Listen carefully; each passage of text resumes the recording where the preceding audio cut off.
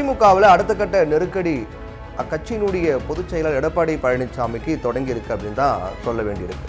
எம்ஜிஆர் ஜெயலலிதா அப்படிங்கிற ஆளுமைகள் இல்லாத நிலையில கட்சியில் பேரதிகாரம் செலுத்தி வந்த சசிகலாவையே ஓரம் கட்டிவிட்டு ஆட்சியையும் தக்க வைத்து கொண்டு இப்போ கட்சியும் அதிகாரப்பூர்வமாக தன்னுடைய கட்டுப்பாட்டில் வைத்திருப்பவர் எடப்பாடி பழனிசாமி அப்படிங்கிற ஒரு விமர்சனம் எப்பவும் முன்வைக்கப்பட்டு வருது.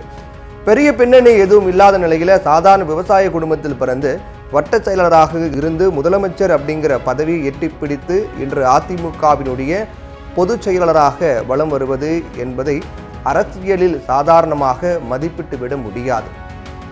இப்போ அதிமுக மத்தியில பாஜக, மாநிலத்தில் திமுக அப்படிங்கிற ரெண்டு பெரும் சக்திகளை எதிர்த்து நிற்க வேண்டிய சூழ்நிலையில இருக்கு. இந்நிலையில ஓபிஎஸ், டிடிவி தினகரன் ஆகியோர் பாஜக பக்கம் சாய்ந்து விட்டதால் அதிமுகவிற்கு ஏற்பட்டக்கூடிய நெருக்கடியை பார்த்து வருகின்றோம்.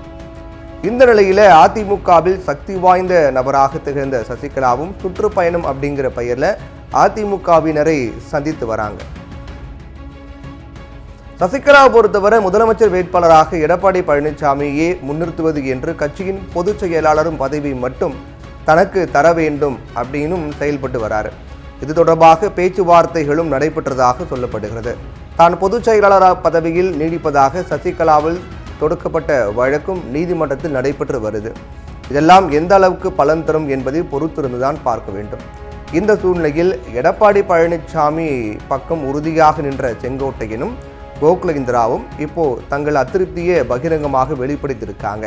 அதாவது அத்திக்கடவு அவிநாசி திட்டம் தொடர்பாக எடப்பாடி பழனிசாமிக்கு கோவையில் நடைபெற்ற பாராட்டு விழாவுக்கு அழைப்பு விடுக்கப்பட்டு இருந்தும் அதில் செங்கோட்டையும் கலந்துகல. இது தொடர்பாக விளக்கம் அளித்த அவர் விழா குழுவினரிடம் மேடையில் எம்ஜிஆர் ஜெயலலிதா படங்களை வைக்க வேண்டும் என்று கூறியும் அவர்கள் படங்கள் வைக்கவில்லை எனவும் அத்திக்கடவு அவிநாசி திட்டத்திற்காக நிதி உதவி வழங்கியதோடு அதற்கு அடித்தளமாக இருந்த ஜெயலலிதாவின் படம் வைக்கப்படலை, அதனால கலந்து கொள்ளவில்லை அப்படின்னு விளக்கம் அளித்தார் செங்கோட்டையன். அதே போல டெல்லியில் புதிதாக கட்டப்பட்டுள்ள அதிமுகவின் அலுவலகத்தை காணொலி காட்சி மூலமாக திறந்து வைத்தார் எடப்பாடி பழனிசாமி. இந்த விழாவிற்கும் செங்கோட்டையன் செல்லல. அத்திக்கடவு அவிநாசி திட்டம் தொடர்பாக எடப்பாடிக்கு நடந்த பாராட்டு விழாவை விவசாயிகள் கூட்டமைப்பு தான் ஏற்பாடு செஞ்சாங்க. அரசியல் கலப்பு இருக்கக்கூடாது என்பதால் எம்ஜிஆர் ஜெயலலிதா படங்கள் அவர்கள் வைக்கவில்லை. இதை அதிமுக ஏற்பாடு செய்யவில்லை. நாங்கள் எப்போதும் அவர்கள் படத்தை புறக்கணிப்பது இல்லை. இது எம்ஜிஆர் ஜெயலலிதாவுக்கு பிறகு நேர்ந்த புறக்கணிப்பு இல்லை என்பதை உணர வேண்டும் என்று செங்கோட்டையன் விமர்சனத்திற்கு செய்தியாளர் சந்திப்பு மூலமாக ஜெயக்குமார் பதிலளித்தார். எடப்பாடி கலந்து கொண்ட நிகழ்ச்சியில் அரசியல் இருக்கக்கூடாது என்பதை யாராவது ஏற்க முடியுமா?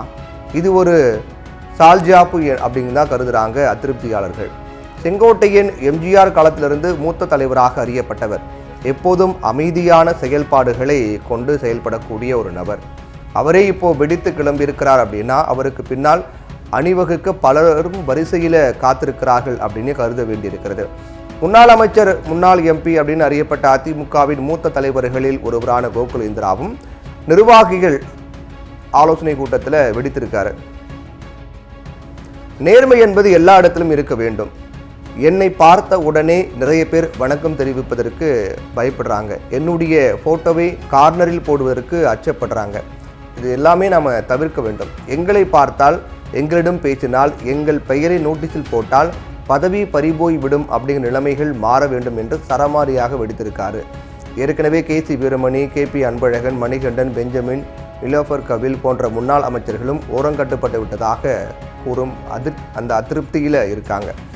இந்த அதிருப்தி நீடித்தால் இவர்கள் அனைவரும் சசிகலா பக்கம் அணிவகுக்க கூடும் என்றும் சொல்லப்படுது. இவர்கள் உடன் ஓபிஎஸ், டிடிவி தினகரன் ஆகியோரும் அவரது பக்கம் திரும்பி ஒன்றுபட்ட அதிமுக அப்படிங்கிற முழக்கத்தை முன்வைத்து செயல்படுவாங்க. ஒன்றுபட்ட அதிமுக, பாமக, பாஜக கூட்டணி என்பதுதான் டெல்லியினுடைய கனவாக இருக்கிறது. சசிகலாவோ அல்லது டிடிவி தினகரனோ அல்லது அதிமுகவில் இன்று இருக்கும் பல முக்கிய நிர்வாகிகளோ இத்தகைய கூட்டணி அமைவதற்கு எதிரானவர்கள் அல்ல என்கிற உண்மையும் மறுக்க முடியாது. எஸ்பி வேலுமணி சமீபத்தில் கூட டெல்லிக்கு சென்று தன்னுடைய இல்ல திருமண விழாவுக்காக மத்திய அமைச்சர் அமித்ஷாவுக்கு அழைப்பிதழ் கொடுத்தாரு அப்படின்னும் அந்த அழைப்பிதழ் வாங்கிய போது செங்கோட்டையனும் உடனிருந்ததாகவும் கூறப்படுவது இங்கு கவனிக்கத்தக்கது. இப்படிப்பட்ட சூழ்நிலையில் அதிமுகவில் தன்னுடைய தலைமையின் கீழ் பெரும் அதிருப்தி உருவாவதை எடப்பாடி பழனிசாமி தடுத்து நிறுத்தப் போகிறார் என்பதை பொறுத்தே எப்படி அதை செயல்பட போகிறார் என்பது பொறுத்து அவருடைய தலைமையிலான அதிமுகவின் எதிர்காலம் அமைந்திருக்கிறது அப்படின்னு சொல்லலாம்.